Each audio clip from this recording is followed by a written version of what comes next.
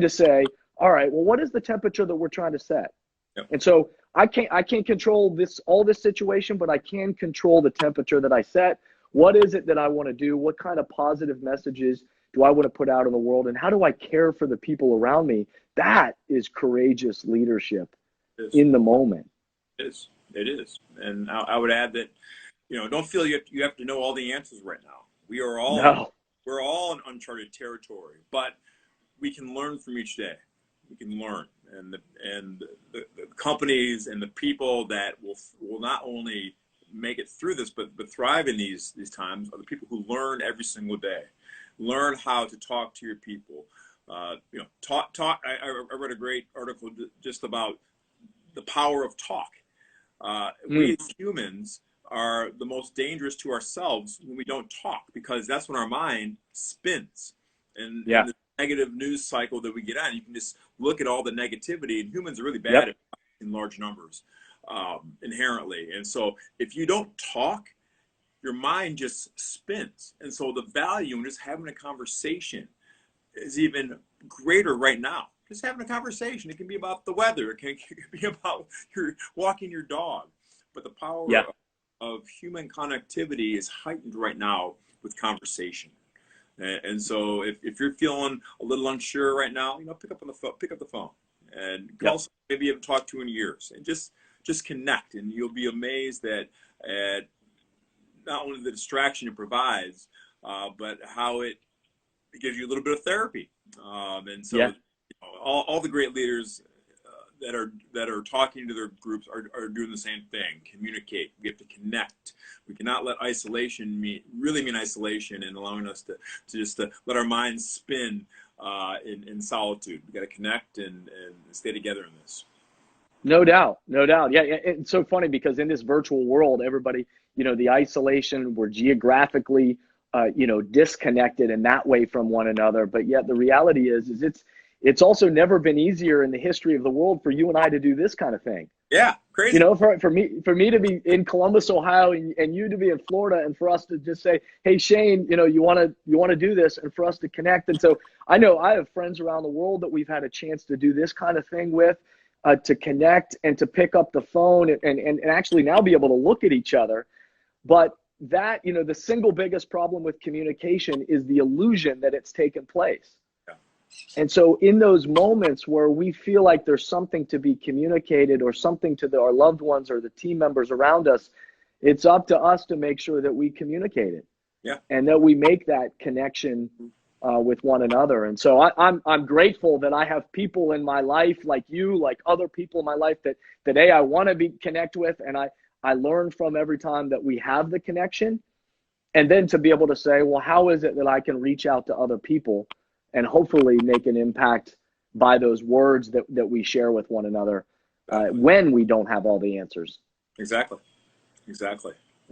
I'm interested too. What is something, as we don't have the answers. Nobody does. And there, if you turn on the TV, there's narratives going around about what's going to happen a week from now, let alone a month from now, all these things. And we don't know.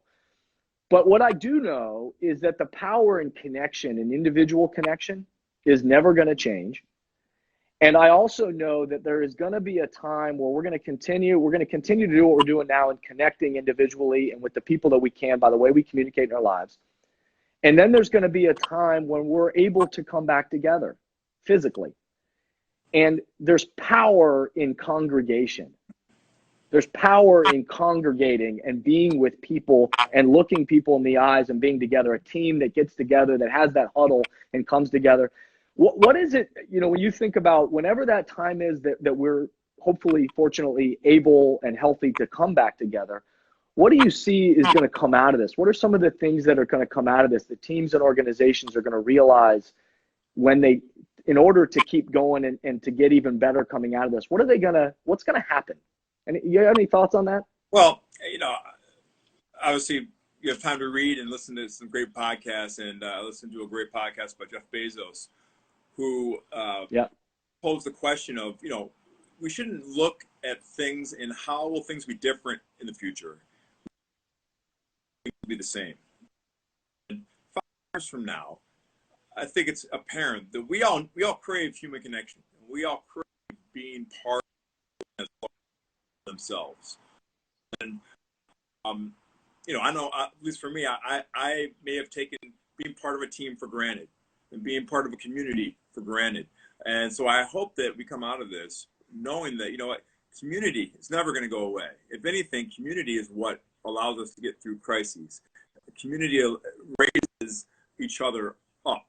And so the importance of community, the importance of cultural values that people share for good, that's not going anywhere. And that's, for the state of humanity, it's easy to look at the news and just feel depressed about the future of humanity. But when you see examples of community and knowing that's not going anywhere, if anything, it's what's going to make us better as a people. That's it's corny, but it's exciting, and it's a source of positivity that I'm taking through this whole crisis. Yeah, no doubt, no doubt. I mean, when we come out of this, and we will come out of this, that you're right. None of us have all the answers, and also it's not about just coming back to normal. Yeah. It's about every day, which is the same thing that it's always been. Every day of us co-creating together. Well, what is the experience that we have in the world together? Yeah. And every team, every organization, every family, every community, and certainly every group of friends looks at each other and says, all right, well, what is it that we're going to co-create together today? Yes. Tomorrow. Yeah. And I believe that the ones that are able to navigate that and to stay present and then together to get everybody looking in the same direction, mm-hmm. and are committed to those values of how they're going to go to work, are going to be the ones that are going to actually come out of this stronger because of it. No question. No question. And that's life, and that's, playing basketball, it was hard, preseason conditioning, and the stitches you got during the year, and the soreness, getting up over the face, and not being able to get out of bed in the morning, nothing that is worthwhile in life is pain-free. There's some sacrifice and some pain for anything that's worthwhile. We're going through some pain right now as a world, but to get through the other side, the lessons that we'll learn and the resilience that we'll take from this, it will be worth it.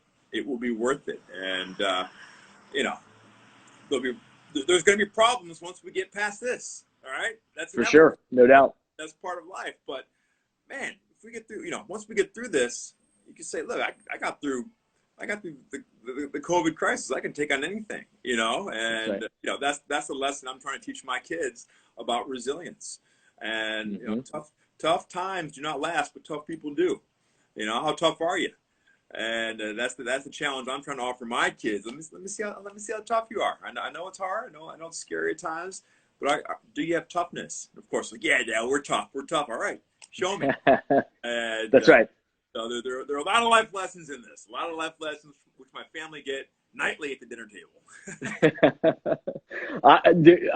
I can imagine. I can see you guys sitting at a table and Heidi giving you a look and the kids looking at you and you giving them the business, buddy. That's fantastic. A lot of eye rolling, but I got a captive audience. They can't go anywhere. Hey, I get it all the time. I was just, giving my kids the speech about icing the other day. You talk about preseason conditioning and all that. That you go through that. And I was telling them about how, sitting into ice up to here because your body's so sore and you just got to keep going. And I was saying that that's a part of the process. That's a part of the recovery. That's a part of the healing. That's a part of that means your body's building and getting better. Yep. And yet there's times where we've got to sit in the ice. Yep. And we've got to prepare ourselves again mentally to be tough. It's easy to say you're tough. Yep. And then it's one thing to step in and say, all right, well then what actions are needed? Mm-hmm. And so, we're in that period right now of uncertainty and unknown. And sometimes it's about getting in the ice bath and it doesn't feel great, but it's a part of that recovery and healing process. So it sounds like we're giving a lot of the same speeches around the dinner table, buddy. Lucky them, right? I love it. I love it. Well, man, hey, it's always great to catch up with you. I am, think about you often and so excited about our friendship, and thank you for taking time just to jump on. It's good to just connect and Yeah, see you again and hear.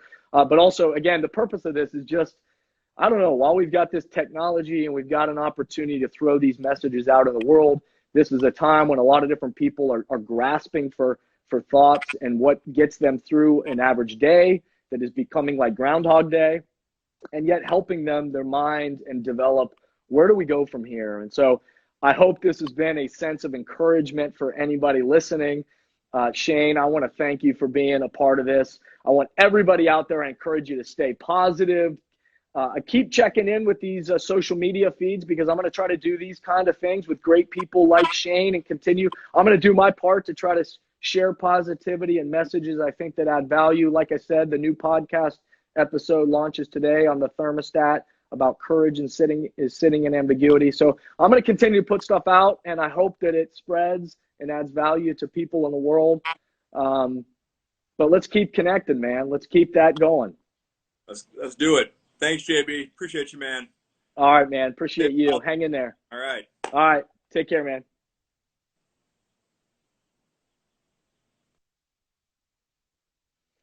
All right. Thank you, everybody who was a part of today's discussion with Shane Battier, an amazing human person. Obviously, he's been a winner everywhere he's gone in his life, and just done so many great stuff. So fantastic. What I want to also say to you, if you haven't checked out Shane's foundation, in fact, on the Instagram, if you follow his logo, Shane Take Charge, and if you go to the Shane Battier Take Charge Foundation, learn about the amazing work that he and Heidi are doing for teens and youth throughout Florida. Amazing, amazing work they're doing. I personally have already been a contributor to the foundation, but we'll be making a donation to the foundation too, just in his honor. And I invite anybody who's out there, if you want to even give a little bit, give a $5, $10, whatever that is, act like we're having a cup of coffee or a beer or something together.